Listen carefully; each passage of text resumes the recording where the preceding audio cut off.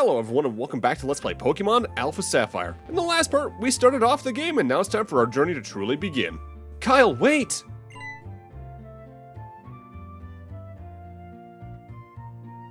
Kyle, did you introduce yourself to Professor Birch? Oh, what an adorable Pokemon! You got it from the professor? How nice. You are your father's child, alright. You look good together with the Pokemon. To think that you have your very own Pokemon now. Your father will be overjoyed. But don't push yourself too hard.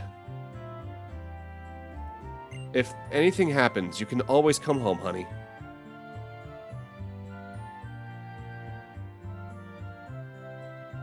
Worth noting, in the original game on the Game Boy Advance, it's at this point you got the sprint shoes, or the running shoes rather, which allowed you to actively hold down the B button to run, but we have those by default in this one. Kyle! This is from my dad. He said he forgot to give it to you before. The DexNav function has now been added to your PokéNav Plus. The app I just added to your PokéNav Plus is called the DexNav. It can tell you lots about the Pokemon living in each area and that kind of stuff. It's a handy app to have if you're trying to catch lots of different Pokemon. Alright, guess it's about time I use the DexNav to do some more Pokemon catching myself. Kyle, you should use those Pokeballs I gave you earlier to do a bit of catching too. Indeed, now that we actively have the DexNav, we can go across any route we encounter and actively, catch Pokemon. The DexNav on the bottom screen shows silhouettes for Pokemon on that route you haven't caught yet, including ones you may not have even seen on that route if you've seen them elsewhere already, so you get a good lead in on what you can catch on certain routes because of that. Kyle, over here. See that right there? There's a tail sticking out. There's a Pokemon hiding there. And look here, if you check your DexNav, alright, looks like that Pokemon knows a pretty rare move too. Kyle, try getting closer real nice and slow. Push lightly on the circle pad to sneak close to Pokemon hiding in the grass. That's what it said in the book I read. You're almost there. Slowly, slowly. Remember, you press lightly on the circle pad to sneak. So this is the thing with tiptoeing I briefly foreshadowed last time. With the DexNav now, certain Pokemon can just spawn very visually in grass, and if you sneak up on them, you can encounter them. There are some Pokemon in routes that can only be encountered like this. With that said, Poochyena isn't one, as we've already seen. With that said, because we've encountered this one through DexNav specifically, a lot of DexNav Pokemon can have one of their moves randomly chosen from their egg move list. So you can get a rarer move on a Pokemon by default, like I think this Poochyena in specific has Ice Fang. And since I didn't talk about it last time, Poochyena is a pure Dark-type Pokemon, meaning it's weak to Fighting, Bug, and the new to Generation 6 Fairy-type Pokemon, we'll talk about that in a little bit, and they're immune to Psychic. Poochyena has an okay attack stat for early game, but the real thing is that it has the Runaway ability, or Quick Feet for that matter, which guarantees running away from battles on the first try as long as it's out in the field and there's not an ability that goes against that. And if you want an okay physical attacker from memory, not a bad one to go with from when it eventually evolves, just that there are stronger variants of that exact thing. I'll talk more about how the efforts of Pokemon catching works the next time we catch one, but I notably did catch this Poochyena, not to really use it, but to showcase the Pokedex. Poochyena, Hoenn Pokedex number 10, the Bite Pokemon. Poochyena is an omnivore, it'll eat anything. A distinguishing feature is how large its fangs are compared to its body. This Pokemon tries to intimidate its foes by making it the hair on its tail bristle out. It's adorable, it's a puppy. And, you know what, yeah, sure, I'll nickname this one, why not? Like with prior Pokemon LPs, I nickname Pokemon after friends, largely. Worth noting, the more you use the DexNav to encounter a certain Pokemon type, the more details you get on the Pokemon. By default, it's just their silhouette and I think their level, but you can eventually see what their first move is, what their ability is, or even on a set of numbers of 1 to 3 stars and an exclamation point, how many IVs they have perfect out of the total of 6 they can have, I believe. That was amazing, Kyle! I've been at this way longer than you, and even I have a hard time sneaking up like that without being noticed. The DexNav is a very useful tool for team building, and what's especially useful is that there are certain Pokemon that are harder to find just wandering through the grass or through caves. So if you wander around until a hidden Pokemon spawns in, and you hear the Pokemon's cry you're looking for, because you also hear the cry at the start of that, you can have a pretty good chance of getting a good version of that Pokemon out of it, and not to mention a semi-guaranteed one. So I'm depositing Compy for now because frankly I do not have much of a use for her on my team. The way I handle my Pokemon LPs, if you're new around here, is that I largely have a team and interim team members planned out from the start, and well, there's not a Poochyena or its evolution in that. I thought I was sketching out some rare Pokemon prints. Turned out they were my own footprints. I mean, there's humanoid Pokemon, I guess I get that. Welcome to Route 102. This is our first real route in a lot of regards because it's actively more than one screen long and it isn't just a few small tufts of grass. With that said, I'm actively looking for a new Pokemon here, and I had to wander around a little bit to find it. This is Lotad, a water grass type, meaning it is weak to flying, poison, and bug. Lotad is notably an Alpha Sapphire or Sapphire and Emerald exclusive depending on the generation you're playing. By default, it's not a lot to write home about outside of the fact you can get water and grass moves pretty early in compared to some other Pokemon. But if you take it all the way to its final evolution, you actively get a pretty decent special attacker and defender out of it that doesn't have stats that are bad otherwise. I'd say there are potentially better water Pokemon depending on what you're looking for, but you can go a lot worse than with the Lotad line. And I'm catching this to use it on my team, but it's not a permanent team member. I'm going to be upfront with you. I'm using this just to fill a slot for the meanwhile. I have a different water Pokemon in mind for my endgame team. This is Lotad, the water weed Pokemon. Lotad is said to have dwelled on land before, however this Pokemon is thought to have returned to water because the leaf on its head grew large and heavy. Now lives by floating atop the water. I'm gonna name this after my buddy Magna. But as we continue on, we're gonna encounter our first proper trainer battle over here. If you have Pokemon with you, then you're an official Pokemon trainer. You can't say no to my challenge. The way trainer battles work, outside of ones like we did with May last time at set encounter points like boss fights, is there's just gonna be a bunch of them throughout the various routes in the game. If you either talk to them directly or if they manage to make eye contact with wherever you're standing, you are forced into the encounter. The way I'm going to be handling this is the way I handled trainer battles in my other LPs. If the fight's entirely optional, unless it's for an item or otherwise, we're jump cutting past it. If it's required, we're going to showcase it, but sped up. But if there's a new Pokemon in it, we're going to speed up until and then after the new Pokemon in question so I can talk about the new Pokemon. Route 102 is kind of the only exception to that, and I do showcase a couple of the fights around here just so you can get a good idea of how the flow is going to work with the game's random battles and all that. Though notably, because of the 3D movement here in Omega Ruby and Alpha Sapphire, there's a lot more Pokemon battles that are optional than there were in the original game. There's several encounters off the top of my head, especially towards the northwest of Hoenn, that you did not have a way to get around in the GBA release due to how the tile set worked, that you can just completely ignore now. So in that regard, Omega Ruby Alpha Sapphire is an easier game on that alone.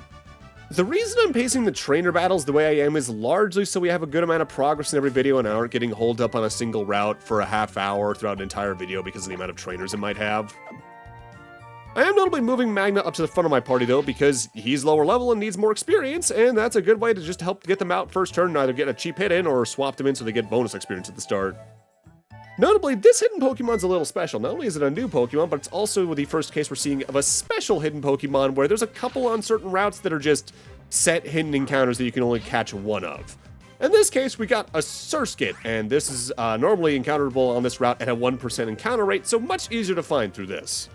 Surskit is a bug water type, meaning it's weak to flying, rock, and electric. It's not great. It's got some decent speed for early game, and when it eventually evolves, it actively gets a pretty good special attack stat on top of that. But there's better options for bug and water types if you're looking to fill that type in your team at all. But because this is a special encounter, I am actively going to try and catch this Surskit because why not, you know? For now, let's get into the basics of Pokemon catching. Should you want to catch a Pokemon you're facing, like this Surskit, you go into your inventory and throw a Pokeball of any kind. With that said, there's an absurd amount of math that goes into it succeeding or not. TLDR, the ball does 4 shake checks that take into account the target Pokemon's HP relative to their max, any status conditions they have, and the Pokeball's own catch rate in question. Some games like this one even have a 4th element they throw into that, but we'll talk more about that later. If the math for all 4 shake checks comes out in your favor, the Pokemon is then caught and you add it to your Pokedex. Surskit, the pond skater Pokemon. If Surskit senses danger, it secretes a thick, sugary syrup from the tip of its head. There are some Pokemon that love eating this syrup. Ew, I didn't need to know that. And, yeah, you know what, I'll name this after my buddy Ash. No, not that Ash, an actual friend of mine named Ash. Worth noting, in this LP, I effectively try to face every trainer along the way I can, so that's why we end up cutting past a lot of them as well. But honest advice, unless you're trying to complete your Pokedex in some form, you can ignore a lot of the battles against trainers here in Omega Ruby and Alpha Sapphire and be on the level curve still, just because of some extra changes Omega Ruby and Alpha Sapphire do to the original Gen 3.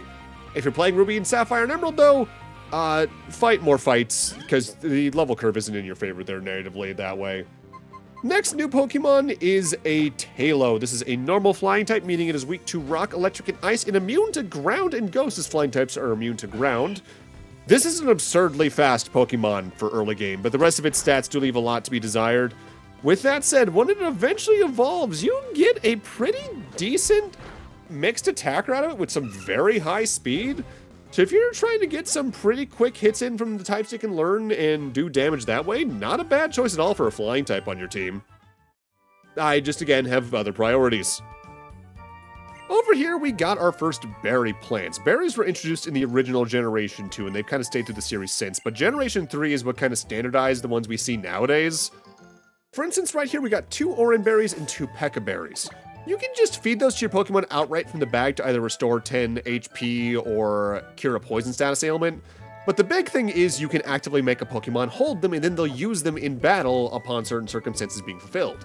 For instance, I think they'll usually eat an Oran berry after taking a hit and just restore 10 HP automatically. Or if they get poisoned, they can just automatically cure their poison status ailment.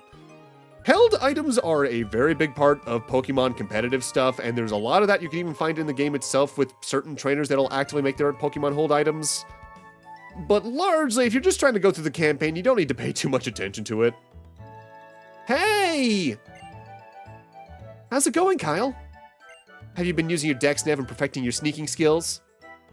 I hope you already checked out the DexNav's detector mode. It reacts to Pokemon in the area, so it's really handy.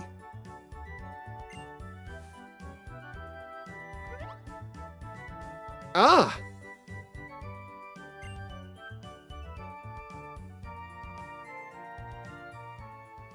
Look, up there! Check him out, Kyle!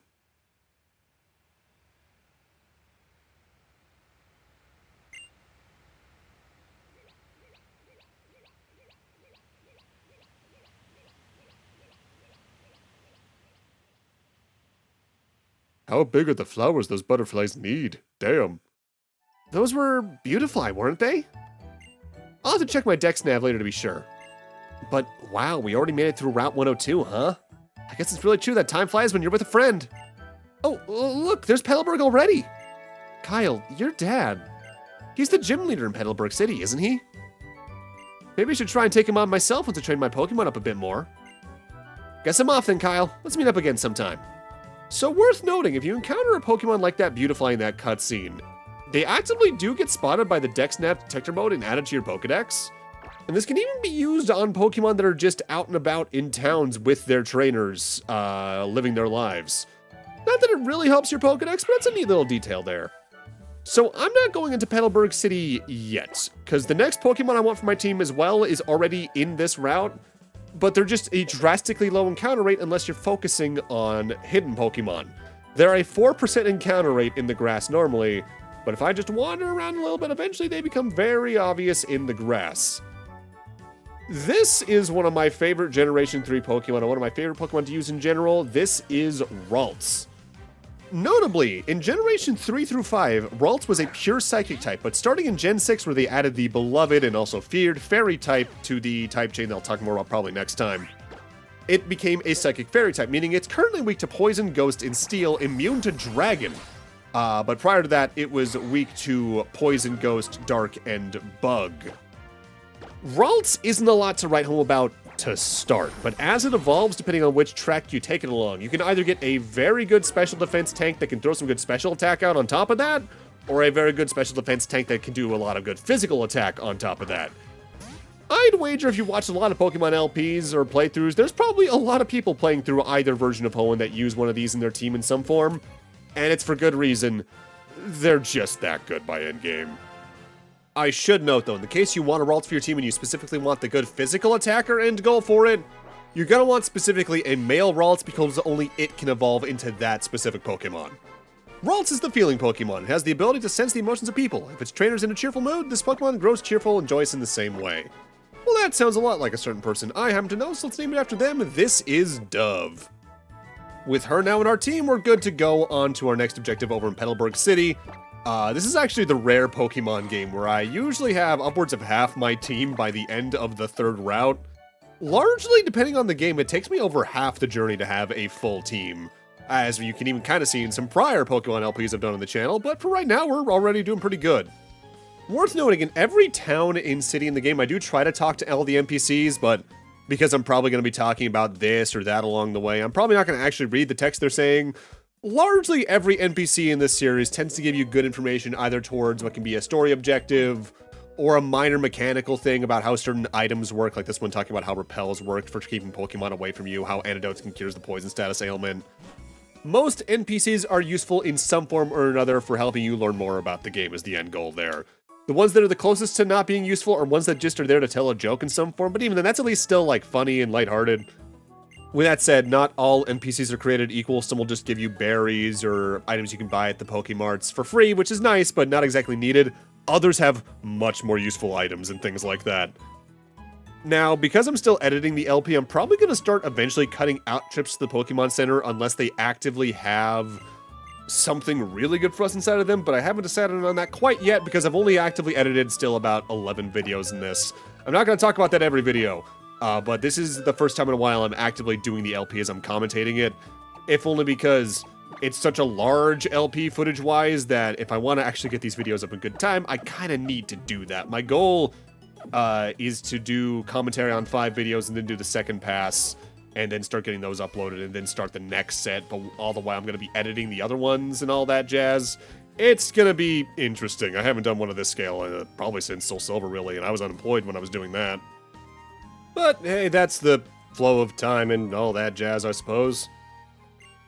My face is reflected in the water. It's a shining grin full of hope. Maybe it's a look of somber silence juggling with fear. What do you see in your face? Emptiness, seemingly. Worth noting that while the original Gen 3 was a notable hardware upgrade going from the 8-bit stuff on the Game Boy and Game Boy Color to the Game Boy Advance, most of the towns and cities are about the same scale as what you would have expected from the earlier games. It's just that there's more on screen at once, and the remake here is pretty faithful with every single town's layout, really. Our city's new gym leader is a man called Norman. I heard he moved his whole family here from the Johto region, so hey, Brendan/May, depending on who you actively play as, are from Johto initially, though I don't think they ever detail, like, what part of Johto vaguely. Not that it would be really needed information, but it would be neat if there was a little more theming to their house because of that. Not bad. It was a good battle. Thank you, sir. Come back and challenge me again anytime. I'll be looking forward to seeing you and your Pokemon again when you're a bit stronger. Yes, sir. Thank you, sir. I'm gonna do special training with my Pokemon. Then I'll challenge this gym again. Thank you for the battle, Mr. Norman.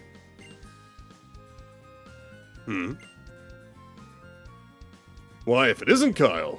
So you finished moving in? I see. Well, I guess we shouldn't stand around out here talking. Do you want to come in for a bit? We can talk in the gym.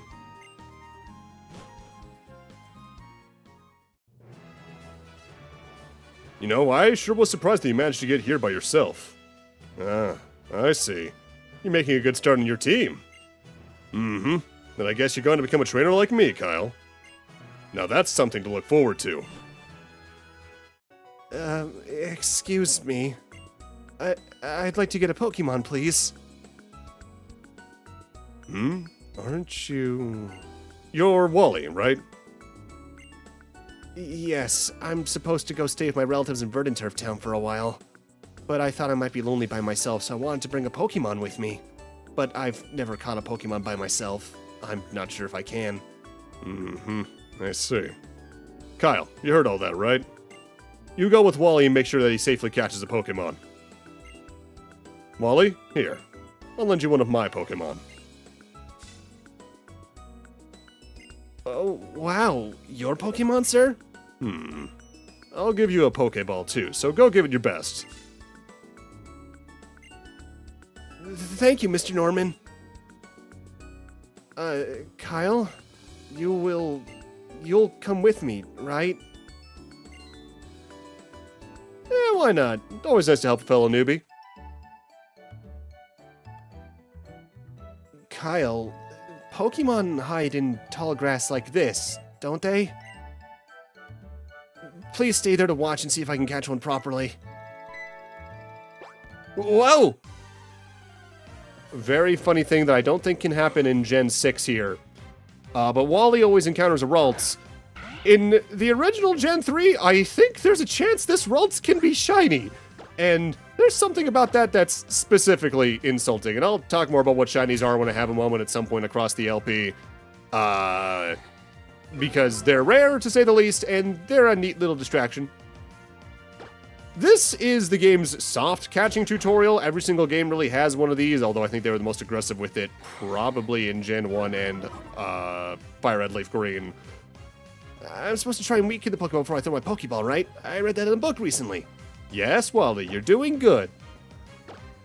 In that regard, it's kind of interesting. Pokemon, like with Fire Emblem, goes through phases of having much more heavy tutorialization because they see it as more of an early branching point again type of deal.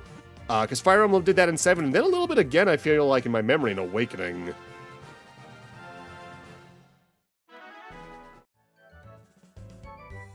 I did it! It's my own Pokemon! Thanks so much, Kyle. Let's head back to the gym. Good job! Did that all in one Pokeball, too. That's kind of rare for a Ralts, honestly. So, did it go well? Yes, it did. Thank you. Let me give you back your Pokemon, sir. And you, Kyle. Thank you so much for coming with me. It was all thanks to you two that I was able to catch Ralts. My very own Ralts. I will always, always treasure it. Oh, I know. It's not much of a thank you, but, Kyle? Will you let me see your Pokénav Plus for a second? Okay, that, and, there. You can now use the PlayNav features of your Pokénav Plus. I read in a book how you can use the PlayNav to take care of your Pokemon and train them. And there's even supposed to be this thing called the PSS, where you can meet up with other trainers and battle friends and more. I've wanted to have my own Pokemon for so long and do all those kind of things together. So I've had all these kinds of apps installed on my Pokénav Plus for ages. Embarrassing, huh? I'm going to try my best together with Ralts. You do your best too, Kyle. Oh, but my mom's waiting for me. I've got to get going. I hope we'll meet again, Kyle. And you too, Mr. Norman. That boy will be worth keeping an eye on. But for now, Kyle, if you want to become strong as a trainer, listen to my advice. First, head for Rustboro City, which lies beyond this town. There you should challenge the gym leader, Roxanne. After her, go on to the other Pokemon gyms and defeat their leaders as well. Collect badges from them, understand? Of course, I'm a gym leader too. I'm sure we'll battle one day. But that'll only be after you become stronger, Kyle. Norman is, following the sequence of events, the 5th gym leader in the game, so we're not going to be challenging him for a little bit still. Before we head on out, let's actually go see Wally's house really quick. You're Kyle, aren't you? Thank you for helping our Wally out back there. That boy's been sickly since the time he was born, I'm afraid. That's why I decided to send him to stay with my brother's family in Verdanturf Town for a while. The air is far cleaner there than it is around these parts. Oh, you're looking for Wally? I'm sorry, young man, but I'm afraid he's already left. I wonder where he is right this moment. Wally was so happy when he told us that he'd caught a Pokemon. It's been ages since I've seen him smile like that. So, the Pokénav Plus features that Wally just installed for us are, especially when it comes to post-game or end-game level stuff, some of the most important mechanics the game has to offer. Starting off, there's the PSS, which is effectively this game's version of the online internet connection stuff. The player's search system. Use the PSS to trade and battle with players nearby as well as anyone on the internet. You can battle with anyone connected to the PSS whenever you like. You can set up battles so that Pokemon levels are equal, or you can set a handicap against stronger players. Connecting to the internet is easy. Just use the button on the top right of the PSS screen. GTS and Wonder Trade may help you reach your dream of collecting Pokemon from all over the world. Notably, this used to actively all be done on the second floor or basement floor of the Pokemon Center, but in a certain generation they actively just got rid of that floor entirely. With that said, I'm emulating this, so I actually can do nothing with that. Pokemon Ami, though, I can do things with. Become even better pals with your Pokemon. Pet your Pokemon and feed them snacks called Pokepuffs, and you'll grow very close. A Pokemon that likes you will show its affection in many fun ways. Be sure to play with many different Pokemon. You can play these games with your Pokemon: Berry Picker, Head It, and Tile Puzzle. You may also want to try entertaining it by calling its name or making faces. Try many things and see what happens. Play together and earn Pokepuffs. Put Pokepuffs out and nearby Pokemon will come for a visit. Visiting Pokemon may give you decor items or Pokepuffs. Have fun using the decor items to decorate and change the wallpaper. When I first interacted with Pokemon Ami, I thought it was directly connected to a mechanic that's been around since Gen 3 known as friendliness, where the more you give Pokemon certain items, throw them in battle, interact with them in some form, they get more friendly to you. There are certain moves that get stronger based on that, or even weaker in some cases. There are certain ribbons tied to it, but also there are certain moves to begin with you need to have max friendship with to have them learn to begin with. But instead, this actively has its own set of stats. Affection, fullness, and enjoyment. Fullness and enjoyment more play into what decor or minigames you can interact with. Affection's the big thing there that you increase by feeding them and interacting with them. Effectively by playing minigames with them, giving them Pokepuffs, or just petting them outright. Their affection slowly raises from 0 to 255, going from level 0 to 5 in the process at max. At level 2 affection or higher, Pokemon will gain 1.2 times experience in battle, which can help. At level 3 or higher, though, that's where things get really interesting. At level 3 or above, Pokemon have a 10% chance of just enduring a hit that would otherwise make them faint. And that actively gets more and more likely the higher their affection is, to the point where it's maxed out at level 5 to 25% chance. At affection level 4 or higher, Pokemon can just randomly shake off status conditions at the end of their turn, roughly 20% of the time. At 200 affection specific or higher, they can sometimes just avoid attacks by subtracting 10% from opponent's accuracy. Notably, that can impact moves that have 100% accuracy, but not moves that never miss, which is a very important wording difference in the move itself. And finally, when you actively max out their affection, their chances of doing a critical hit are outright doubled, meaning a much higher chance to do 1.5 times damage, ignoring any potential other damage buffs from type advantages and all that. As for the minigames, we've already seen one, which is Berry Picker, where you drag the matching berry to the Pokemon that wants it. We got Head It here, where you're bouncing a yarn ball back and forth with good timing on touching the bottom screen. And then there's Tile Puzzle, which is just an outright tile puzzle. There are more difficulties for these, and you unlock the next difficulty by 3-starring a minigame. Effectively, the higher difficulty you clear, and the better you clear it, the more Pokepuffs of higher value you get. But honestly, this is the only time I use Pokemon Ami the entire LP, be it on-screen or off-screen.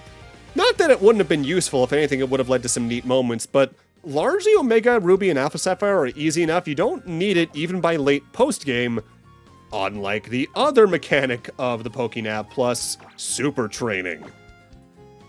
This is the Super Training Machine, which we also call ST. ST lets you train your Pokemon anytime, no matter where you are. Super Training is a virtual sports game where your Pokemon faces off against balloon bots. To toughen up your Pokemon, dodge the balls launched by the balloon bots while shooting your own into the goals they put out. In the core training, your Pokemon hits a training bag to get stronger. Now you can train your Pokemon while you're exploring. The results of the training will vary by the training bag you use. Gotta try them all. Welcome to ST. Do some special training to bring out your Pokemon's best as fully trained Pokemon. Let's start with that button in the lower left corner, the Super Training button. It's time for some special training for your Pokemon. Yes, it's time to experience Super Training. Tap the button in the middle of your lower screen to start your Super Training.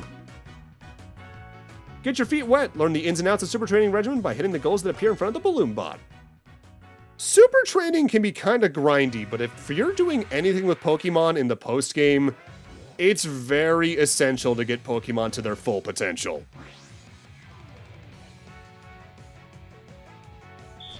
Can you see that right in front of you? That giant right there is a balloon bot. Secrets to Super Training success. Hit those goals before you get hit. Use the circle pad on your Nintendo 3DS to move your Pokemon around the virtual space. Tap and drag on the lower screen to both aim and shoot a special ball at the goal. Aim for the white goals that appear in front of the balloon bots and shoot like mad. Good luck, time to work out. So it's effectively a little bit like Kid Icarus Uprising controls here, where you're actively just trying to aim at the goals on the balloon bots to get the score up to the max value and beat the balloon bot. You can guard with the L button, I believe, and you can actively hold down on the touchscreen in later levels to charge up a shot for more power.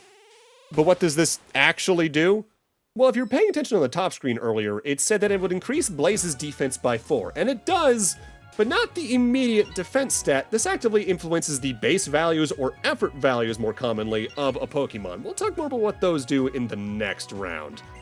By clearing a Super Training regimen, you'll raise your Pokemon's base stats and make it even stronger than before. You faced the challenge of the Super Training regimen and got a reward in return. Clearing super training regimens will sometimes award you training bags. Use those training bags in your core training to raise your Pokemon's base stats. Generally, for participating in a super training match, you get a training bag, which you can use back on the bottom screen in the main part of the super training to increase their effort values that way. Let's do some work on the training bag. Tap that button in the lower right corner. Pick a training bag from the list on the black and put it up. The strength bag they give us in the tutorial makes it so that the next time you use that Pokemon in super training, their shots and the goals do more damage. Keep tapping on the screen until you knock the stuffing out of it. Something good will happen. If you leave your Pokemon to train on its own, it'll hit the bag once a minute. There are various training bags you get. Usually the higher level of a super training you complete, the better a bag you get. And effectively, a small version of a bag will give 1 EV to a stat, a medium will give 4, and a large will give 12. Effectively the same strength as the various levels of that training. Notably, I mentioned charge shots that you can do in this. You actively can't do that during the tutorial. I think you can only start doing that once you're in the full version of the training. But different Pokemon species have different colored charge shots. If they're a black soccer ball they're firing out, it's an average shot with average power. If it's yellow, it fires multiple shots after a charge that are smaller in size but low in power. If they're orange, they're larger in size with the second lowest power. If they're green, they got the slowest speed, the largest size, and the highest power. And if they're blue, they got a high speed, small size, and the second highest power. On top of that, the stats you earn in this minigame actively impact the minigame itself. For instance, your HP increases your shot size and reduces the amount of points you'll lose when you get hit. Your attack stats increase the power of the shots, your defense stat increase the guts meter filling, which is the meter in the charge meter, and you can block for longer, and your speed increases your shot and movement speeds. So, what's an effort value?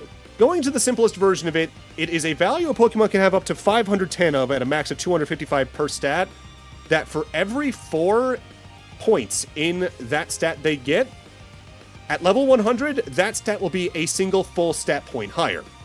With that said, what stats you actively super train and effort value train on a Pokemon depends on what the Pokemon is and what you want out of it. For instance, are you going to strengthen their already strong strengths, or boost their weaknesses just so they're a little more capable in them? What it is kind of depends on the Pokemon. With that said, the main way you'll be able to tell what Pokemon I actually use on my endgame team in this LP is whether or not I super train them.